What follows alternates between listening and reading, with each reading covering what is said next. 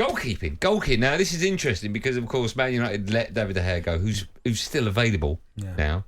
Imagine they brought him back. Do you think? I think they should. I really do. I don't. You can't do that. No, you can't. It won't happen. It's literally like the Jurgen Klopp. They should replay the game. That will never happen. No, that's got more chance of happening. Bringing De Gea back, it's free. Yeah, no, of course it has, but neither will happen. What's happening with Onana? What's going on there? Is he not good enough? I don't know if it's not good enough, but he was one. I always feel like goalkeepers who are that casual on the ball. Like, and Edison to an extent is that, but he's better, got a goalkeeper.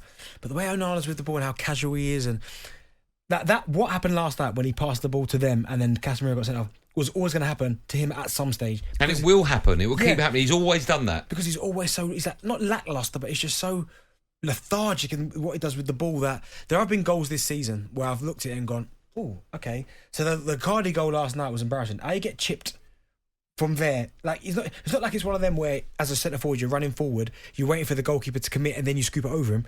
Icardi didn't have to do anything; just scooped it from the edge of the box, and the goalkeeper's on the floor. That's one. There's been a few where I've just gone, hold on, that's not even in the corner. That, and I'll go back to the Crystal Palace one. Great finish from Anderson, right? It's just above his head. I don't know. It was a bullet. All top goalkeepers save that. Top goalkeeper saved that one. And Anderson's not in the top corner. It's like middle of the goal. Yeah, you're right. Above his head. So, was it a knee-jerk reaction getting rid of the hair? I don't know. I don't think it was, because I think at that particular time, I think he had to go. But it's whether you think Onana long-term is going to be a solution, because at the minute, for me, jury's out. But why are we fascinated now with buying goalkeepers that are as good with their feet as they should be with their hands? Well, no, it's the other way around now. I believe more goalkeepers now are better with their feet than some of them are making saves. But why? But why can't the centre half play that role like David Luiz? Right, I was never a fan of him defensively. Even in 2 and 3, he was quite good. He played that sweeper role quite well. But he would get the ball and ping it. Right, he was excellent at doing that. He had a wonderful range of passing. Yeah. Why are we looking for goalkeeper? Why are we adding another player to have that in their arsenal? Why can't you just buy an old school goalkeeper who's fantastic at shot stopping and crossing and commanding his area and all that nonsense? And now you've got to add something to make. I mean, when you buy a goalkeeper that's good with his feet, supposedly, you're then inviting him to use his feet, and that opens the door for problems like last night. That's what they want to do. What they're trying to do is outnumber you all over the pitch. So what they're hoping is the goalkeeper gets the ball, and then that draws the attackers, the centre forward, maybe the wide players to come and shut you down. You put it to your centre half, to one of your sides. He bumps it back.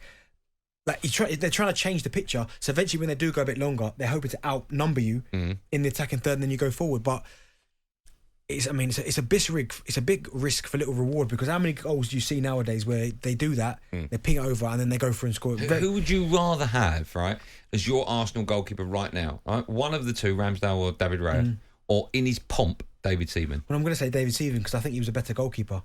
But no good with his feet. No good with his feet. But you'd rather have that in goal now? Yeah, because I just know what I'm getting with David Seaman. But you talk about one of the all-time greats. You talk about arguably the greatest goalkeeper in Arsenal's history. Chelsea would rather have Petr Cech. Yeah. Right? No good with his feet. Well, or not as good with his feet. They haven't really got a goalkeeper. No, I know. But even any goalkeeper since Petr Cech, Man United fans would rather have... I bet you Liverpool fans wouldn't swap Alisson for anybody in their history. No, but Liverpool predominantly. I mean, Bruce Grobbelaar was always a bit... David James. They've always had... Pepe Reina was a good goalkeeper. Yeah, okay. Yeah. What's his name? Ryan just said Ray Clements, but you go back to the 70s, he went to Spurs after that. I bet you even Manchester City fans wouldn't have Schmeichel over Edison. Yeah, but Schmeichel wasn't in his pomp when he went to City. Man United fans would have Schmeichel and Van Der Sar. So I think Liverpool and Manchester City are anomalies, because their two goalkeepers are could play in any era. But I've always said to you before, I can remember the very first session where it changed, where I was at Derby and Paul Clements was the manager, got the coach. We went on tour to Holland, to the Netherlands, the Netherlands, and he had Scott Carson, and I can't remember who the other goalkeeper was, maybe Keller Roos, I think it was. We were doing a possession game, and he had them involved in the possession, and all the lads were like, what's going on here? Like, goalkeeper involved in possession. And he'd been at PSG, Real Madrid with Ancelotti, and that was the start of it when I went, okay, he might be trying something here, because they were in possession, just like you couldn't tackle the goalkeepers, but comfortable with the ball at their feet. But we go in cycles, right? Pep seems to do something everyone copies. Yeah. Seems to be the way at the moment. Not Pep, but managers will go back to buying goalkeepers who aren't necessarily great with their feet. But then they have to change the whole way they play. Well, just throw the ball. I mean, you've got 10 other players that can start a build-up. No, but you want them as high as possible, and the goalkeeper to just have it at his feet. But I can remember playing with a guy called Kelvin Davis, who I thought was unbelievable with his feet. And the only reason I thought he was unbelievable, because he was one of them where he'd have the ball in his hands, the striker would be 10 yards away, which is not that far. He'd just drop it, and with no backlift, just go bing, being.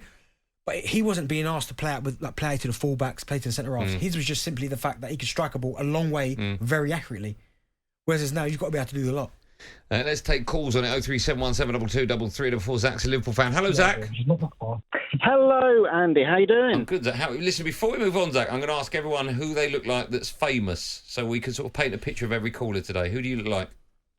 I have been a dead ringer for Will Young for the longest time, so that is mine. Okay, well, I think you better leave right now. Oh, very good. Go on then, Will. What's your view on all things goalkeeper? Well, obviously, as a Liverpool fan, we have Alisson. Funny enough to see Benty say that Pepe Reina is a good goalkeeper after the beach ball incident. I'm impressed you said that, Benty. Yeah, well, you know, you read it. Good memory. Go on, Zach. Well, I think Alisson's fantastic. I think the point that you haven't made yet is that game where Liverpool went down to 9. Alisson gave Liverpool a bit more calmness. So Liverpool they're down players, but it's almost like they're not in a sense, if that makes any sense, because Alisson can play that role of almost an extra defender. He can come out a bit further, he'll miss into midfield at some point. But that's very rare that a team are down to 9 and rely on a goalkeeper who's good with his feet to make up the numbers because of that. Of course, it's incredibly rare, but he also gives that calmness, even if it is an 11-on-11 game. Like Benty was saying, it's the pressing that is quite difficult as well for other teams to actually be able to go against, in a sense, just because you give that calmness to the rest of the team. What would you rather have, Zach? A goalkeeper who's unbelievable at everything apart from the ball at his feet, or a goalkeeper who's average at everything? To be honest, I wouldn't change Alisson for the world. But that's the thing. But you've got they've got a goalkeeper that's exceptional at everything.